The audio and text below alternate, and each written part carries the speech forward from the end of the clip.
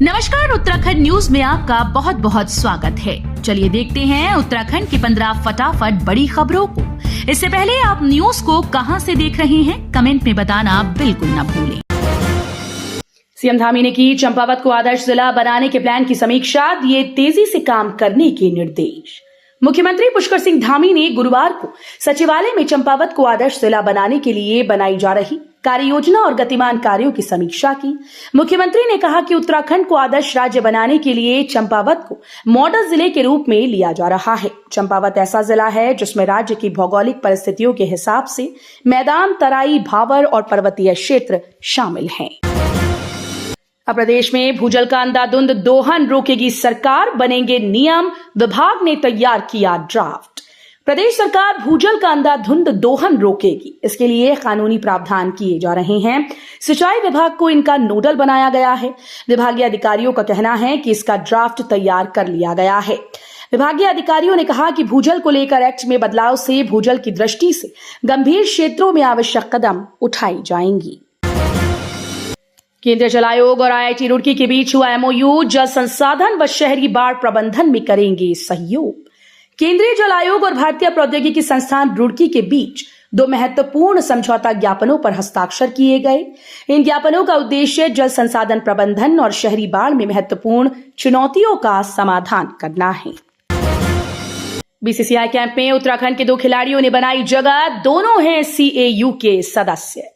भारतीय cricket control board की ओर से लगने वाले हाई परफॉर्मेंस कैंप के लिए उत्तराखंड के 2 खिलाड़ियों का चयन किया गया। चयनित होने वाले दोनों खिलाड़ी क्रिकेट एसोसिएशन ऑफ उत्तराखंड के हैं। NCA के हेड VVS लक्ष्मण ने मंगलवार को CAU के सचिव महिम वर्मा को इस संबंध में पत्र भेजा। 6 जिलों में 10 टन पार्किंग से यात्रियों की राह होगी आसान, व्यवस्था को मजबूत करने की पहल। राज्य में वाहन पार्किंग की समस्या के निराकरण को 169 स्थानों पर पार्किंग निर्माण के लिए स्थान चिन्हित किए गए।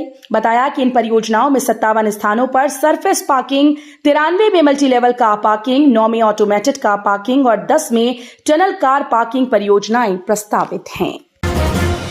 बिजली उपभोक्ताओं को जल्द अब SMS पर आएगा बिल, पंजीकरण के लिए चलाया जाएगा अभियान। बिजली उपभोक्ताओं को जल्द ही और बेहतर तरीके से अपने बिल की सूचना मिलेगी। इसके लिए प्रदेश भर में UPCL उपभोक्ताओं को मोबाइल नंबर अपडेट करने जा रहा है।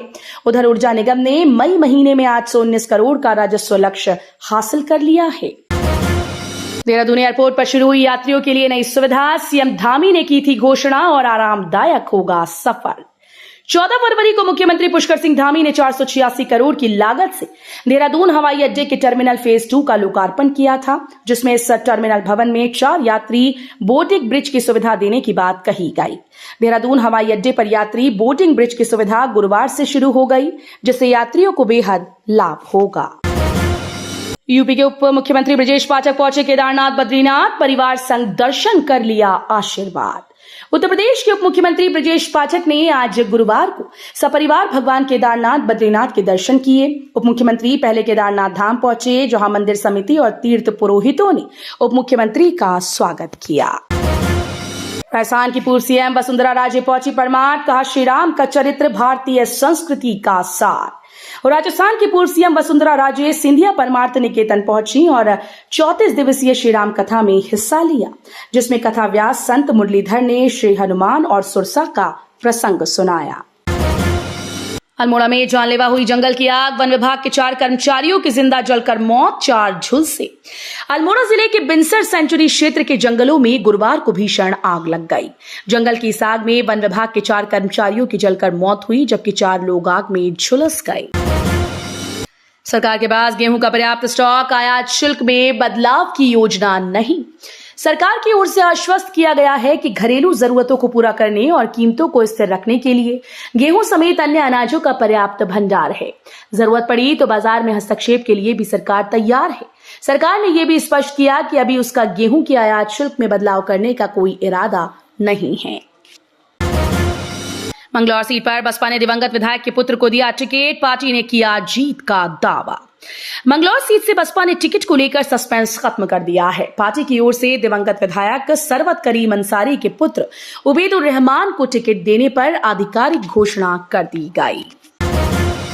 वनाग्नि रोकने के लिए नीति आयोग बनाएगा ज्वाइंट वर्किंग ग्रुप। उपाध्यक्ष से मिले सांसद अनिल बलूनी। गढ़वाल सांसद अनिल बलूनी की पहल पर नीति आयोग उत्तराखंड में वनाग्नि की समस्या से निपटने हेतु अहम कदम उठाने जा रहा है। आयोग ने इसके लिए पर्यावरण और वन, वित्त और गृह मंत्रालयों के साथ मिलकर एक ज्वाइंट वर्किंग ग्रुप बनाने का फैसला किया।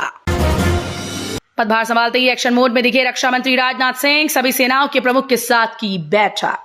रक्षा मंत्री राजनाथ सिंह ने रक्षा मंत्री के रूप में कार्यभार संभालने के बाद CDS General Anil Chauhan, COAS General Manoj Pande, CAS Air Chief Marshal V R Chaudhari, CNS Admiral Dinesh Tripathi और अन्य अधिकारियों के साथ 100 दिवसीय योजना बैठक की। एनएसए के पद पर बने रहेंगे अजीत डोभाल। मोदी सरकार ने एक और अफसर का बढ़ाया कार्यकाल। केंद्र सरकार ने अजीत डोभाल को फिर से राष्ट्रीय सुरक्षा सलाहकार नियुक्त किया है। वहीं कैबिनेट की नियुक्ति समिति ने डॉक्टर पीके मिश्रा को प्रधानमंत्री के प्रधान सचिव के रूप में नियुक्त किया है। पीके मिश्रा की नियुक्ति प्रधानमंत्री के कार्यकाल के साथ या अगले आदेश तक रहेगी। तो ये थी उत्तराखंड की 15 बड़ी खबरें। रोजाना ऐसे ही सबसे पहले अपडेट पाने के लिए चैनल को सब्सक्राइब करना बिल्कुल ना भूलें। साथ ही वीडियो को लाइक भी कर दें। धन्यवाद।